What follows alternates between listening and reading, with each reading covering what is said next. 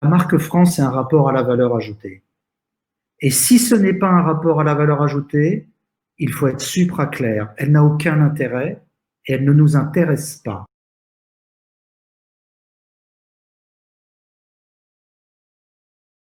Je rejoins complètement Philippe sur ce mot-là de valeur ajoutée, hein, ce sujet que les anglo-saxons peuvent appeler goodwill, survaleur. Pourquoi une entreprise, une marque à un moment donné vaut plus que ses actifs matériels, que la somme de ses actifs?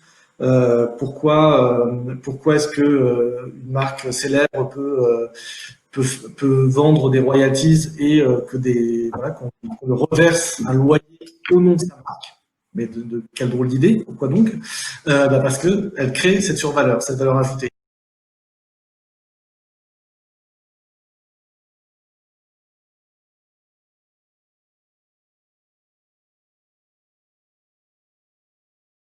Donc la confiance, c'est absolument fondamental dans l'économie aujourd'hui. Et là où le moment qu'on passe aujourd'hui est important, c'est que dans le Made in France et le Work in France, parce que le Work in France, avec toutes les conditions sociales, etc., il est indissociable du Made in France, parce que n'oubliez pas que si le Made in France peut accepter, c'est parce qu'il y a le système social français, parce que comme il y a 35 heures, comme on va à l'école, on peut être formé, comme il y a les 35 heures, on peut avoir du temps, comme il y a la médecine gratuite, eh ben, on n'est pas au fond de son lit à grelotter. Donc, la qualité, c'est indissociable d'un système social. Et donc, la confiance aujourd'hui, eh ben, c'est une bénédiction pour elle de pouvoir trouver le savoir-faire français. Pourquoi? La confiance, c'est 5 choses. C'est en fait une sorte d'étoile à 5 branches. C'est la confiance fondamentale, c'est la confiance transactionnelle, c'est la confiance relationnelle, c'est la confiance de recommandation et c'est la confiance d'engagement. Avec ces trucs-là, avec ces 5 trucs-là, vous avez la réussite ou l'échec d'une aventure économique. Cette confiance transactionnelle, elle est axée autour de l'amour des gestes, des démarches et des savoir-faire. La France est le pays qui, avec le Japon, a hissé, mais plus que le Japon, a hissé au niveau d'une culture cette notion de savoir-faire. Ça veut dire que nous normons tout. Mais là, je voudrais qu'on fasse attention. Nous ne sommes pas dans les normes administratives qui nous emmerdent la vie et ont bloqué les masques dans ce pays. Nous sommes, nous, dans l'économie compétitive. Et là, la norme, eh ben, c'est une magie. Alors, pourquoi c'est fondamental, la norme? Parce qu'avec la norme, commence la reproduction. Et avec la norme, commence la transmission à ceux qui savent faire. Et la transmission est permise par l'ENS. Mais du coup, avec cette transmission, on peut labelliser. Et du coup, il y a des gens qui peuvent professer. Et etc., etc. Et ça s'appelle à l'arrivée une échelle de valeur. C'est fondamental. La confiance transactionnelle que les gens réclament, elle est à nul autre pareil avec la marque France. Et du coup, la confiance fondamentale, c'est-à-dire quel est le rapport, quelle est l'immense raison pour laquelle on adhère à ce que vous êtes. J'adhère à Danone pour la santé, j'adhère à Apple parce qu'il fait de moi un créatif culturel. Pourquoi j'adhère à la marque France? C'est quoi la confiance fondamentale? Au nom de quoi je la demande? Eh bien, au nom d'une certaine élévation, au nom d'une sorte d'onction royale. Et je ne plaisante pas quand je dis royale. Parce que, pourquoi LVMH existe? Parce que Versailles a été le premier cluster du luxe. Parce que dans cet endroit, les marbriers, les verriers, les cuisiniers, les jardiniers, les passementiers, tous les métiers d'art de l'Europe se sont retrouvés au même endroit et ils ont été sponsorisés, dirait-on aujourd'hui, par le roi et c'est devenu quelque chose de fondamental et d'ancré dans la France. Pourquoi Dior nous met ses films à Versailles? Parce que Dior, après la guerre, il se dit que dans un pays écroulé et qui avait un vrai problème de confiance en lui, il va rechercher la splendeur de là où elle est née. Et Dior, c'est Versailles. Et quand les gens me disent « Ah ouais, t'as vu, il y a la chaise Dior dans les pubs et dans les magasins », non, non, non, non, non. Il n'y a pas la chaise Dior dans les pubs et les magasins, il y a la chaise Louis XVI. Confiance fondamentale, confiance transactionnelle. Alors ensuite, il y a la confiance relationnelle. Quelle est la relation qui m'unit à la marque France? Eh bien, c'est la vision. En France, on a besoin de comprendre ce que nous faisons. Donc, l'ensemble des choses que nous faisons doivent avoir une vision. On déteste mettre nos pieds dans les traces des autres. En tout, nous voulons faire modèle. Donc, qu'est-ce que c'est qu'un TGV? C'est pas un truc qui relie deux villes. Non. Chez nous, un TGV, ça désenclave les territoires. On fait pas des produits laitiers, on fait de l'alimentation, notre première métier. Saint-Laurent n'a pas fait un smoking pour les femmes. Il a décidé que la femme était un homme comme les autres. Donc, mais ça veut dire que le prix, ce n'est plus cher ou pas cher. Le débat, c'est la cote. Donc, c'est ce que ça vaut. Est-ce que ça les vaut? Donc, vous voyez déjà ces trois premières choses. Confiance fondamentale, confiance relationnelle, confiance transactionnelle. En fait, ces trois choses-là, déjà, ça désigne un truc qui est l'exigence. La marque France, c'est de l'exigence. Et de l'exigence, ça coûte cher. Voilà. Donc, alors ensuite, il y a deux autres recommandations, parce que je vois que l'heure passe vite pour mes 20 minutes. Le temps passe vite, pardon. Les deux autres recommandations, confiances, c'est la confiance de recommandation et la confiance d'engagement. Mais là encore, quelle merveille que la marque France. Parce que la confiance de recommandation, c'est quoi? Il y a tout un écosystème du savoir-faire français. Et le dernier né de l'écosystème, c'est celui où nous sommes tous aujourd'hui. Donc, des compagnons du Moyen-Âge à la Craft Guild d'aujourd'hui, c'est un ensemble comme ça d'un écosystème qui est en place. Et parce que ce sont tous les compagnons du Made in France qui, à un moment donné, se mettent ensemble, toutes les chambres de métier, toutes les chambres de commerce, toutes les gens qui peuvent parler, les organismes de certification, etc. Nous avons un système de recommandation incroyable. Et pour qu'il y ait confiance, il faut qu'il y ait recommandation. Et pour qu'il y ait recommandation, il faut qu'on soit déjà un peu plus fiers de nous. Et pour être plus fiers de nous, il faut être conscient de ce que nous représentons. Et c'est pour ça qu'à chaque fois que on me demande de venir faire ce genre de choses, dans la mesure de mon temps de libre, je le fais, parce que ça participe de ensuite cette confiance de recommandation que nous pourrons tous avoir ensemble. Et ensuite, la cinquième confiance, donc souvenez-vous, confiance fondamentale, l'élévation, confiance transactionnelle, l'amour des gestes, des démarches, des savoir-faire, confiance relationnelle, la vision, confiance de recommandation, tout l'écosystème de la marque France, et la confiance d'engagement. C'est les porte-voix. Mais moi, les porte-voix de la marque France, je les vois tous les jours. Je ne peux pas allumer ma télé en ce moment sans voir un cuisinier, sans voir Etchebest, sans voir Hélène Darroze, etc., qui parlent. Les chefs d'orchestre, quand Capuçon parle, les artistes, les fermiers, parce qu'il n'y a pas de débat d'élitisme là-dedans. Tous les gens qui parlent quand il y a des racines et des ailes et que les gens du Cantal expliquent la façon merveilleuse dont ils font leur fromage, quoi.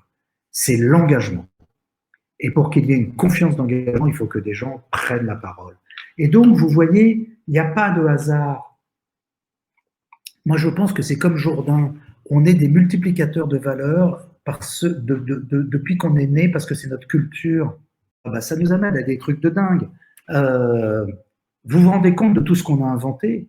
La machine à vapeur, la pompe, le métronome, le papier à fibre de bois, la montgolfière, le soutien-gorge moderne, l'avion, le pneumatique, j'en sais rien, moi, la boîte de vitesse, le DVX, le format de compression, hein, le baladeur multimédia, la chirurgie à distance, le pneu increvable. On invente tout.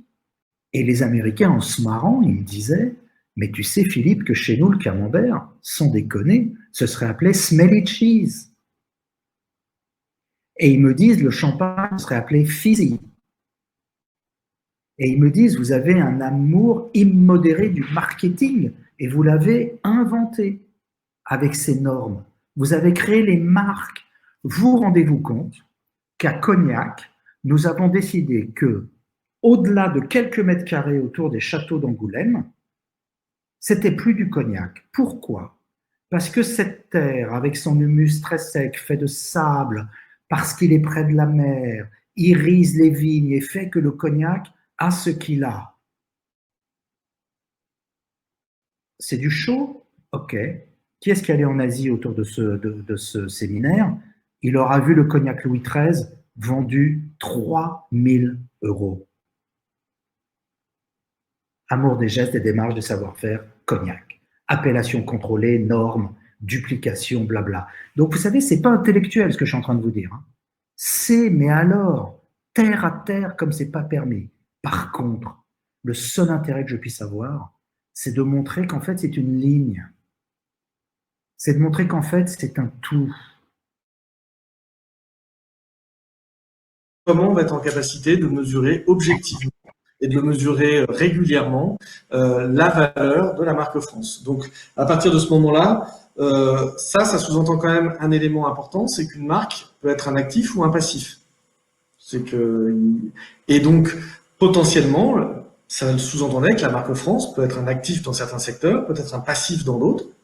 Et ça, il fallait au moins. Enfin, quand on est un mesureur, on est très froid et donc on doit accepter que voilà, on ne sait pas ce que l'on va, on ne sait pas ce que l'on va mesurer. On sait comment on va le mesurer, mais on ne sait pas le point d'arrivée. Et juste pour partager avec vous quelques éléments méthodologiques et qui peuvent être aussi des réflexes pour vous dans vos marques, si justement vous allez réfléchir en vous mettant sur un logiciel d'évaluation et de mesure. Ça veut dire aussi vous mettre dans une logique d'efficacité et éventuellement peut-être pour vous dans vos marques, même si elles sont jeunes, de questionner aussi peut-être le moment de l'exit, de la sortie, ou en tout cas de vous dire tiens, il y a un moment où si je vends mon entreprise, ma marque, etc., quelle sera sa valeur et pensez déjà que c'est un capital aujourd'hui.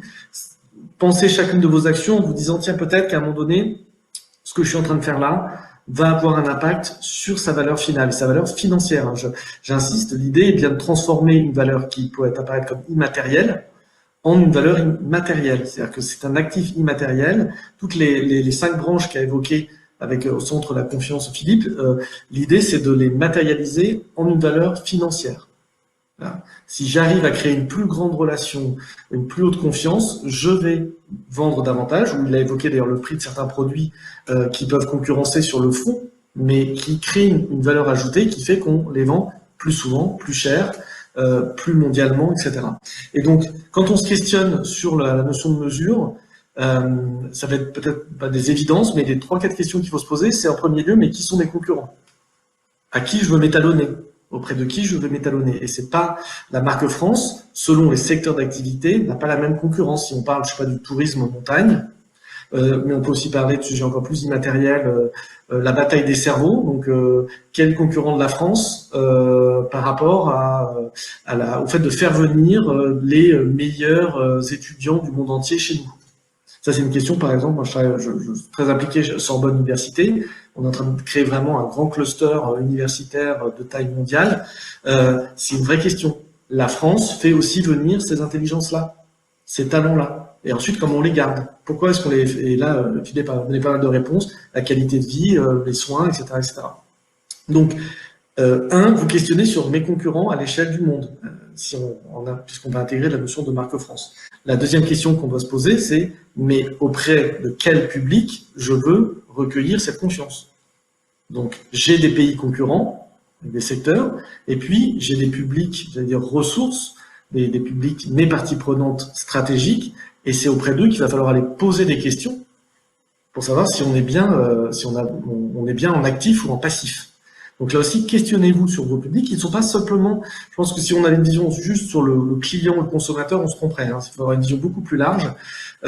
Par exemple, on en a un tout petit peu parlé au tout début, sur la marque France, la question du public que sont les Français vis-à-vis de la marque France est en soi une vraie, et d'ailleurs plutôt presque un passif, malheureusement, parfois, sur certains sujets. Le français est potentiellement un passif de la marque France, donc parce que justement, il n'incarne pas toujours cette confiance, il ne croit pas forcément toujours au pouvoir de son propre pays, de sa créativité de son propre pays. Donc vos publics, les pays concurrents, vos publics, et puis évidemment ensuite les critères de mesure. Et là, je vais faire court parce que on les a pas mal évoqués sur ces 5 grandes piliers ou branches de l'étoile. L'idée, c'est de commencer à les mesurer avec un premier indicateur que vous avez tous en tête probablement, mais c'est quand même le premier indicateur qui est celui de la notoriété. Voilà. Le premier élément, c'est la notoriété, puis dessus, on va construire des indicateurs beaucoup plus sophistiqués, avec des attributs d'image qui vont couvrir justement ces champs relationnels et ces bénéfices que la marque, et puis on va avoir des sujets qui vont avoir la notion de préférence de marque. Vous avez peut-être déjà croisé le mot ou entendu le mot de love brand.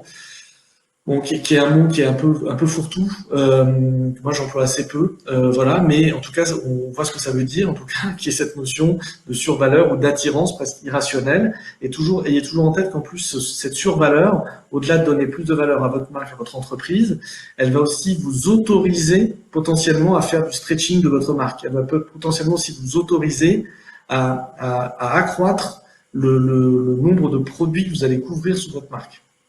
Et là, on rentre dans des sujets passionnants qui sont des architectures de marque, etc., et de construction d'une logique de marque. Mais voilà un peu comment on avait cheminé dans la logique de Marque France, en questionnant les concurrents, donc les pays concurrents, en questionnant les publics que l'on voulait viser, puis ensuite en définissant les critères de performance, avec en effet au centre la notion de confiance et de survaleur et de création de valeur ajoutée, en se disant, dans tel secteur, tel produit, s'il se recommande de la marque France, est-ce qu'il gagne quelque chose? Éventuellement, est-ce qu'il perd quelque chose?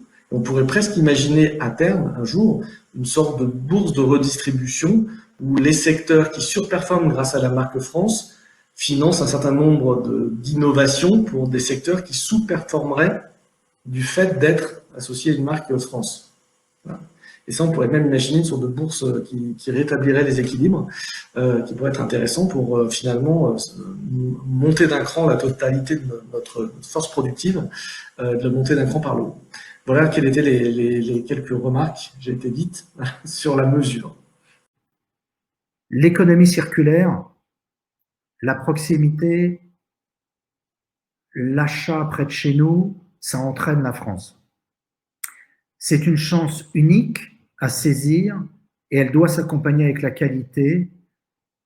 Et je ne veux pas dire qu'elle doit s'accompagner avec des prix parce que ça ne vaudra pas moins cher.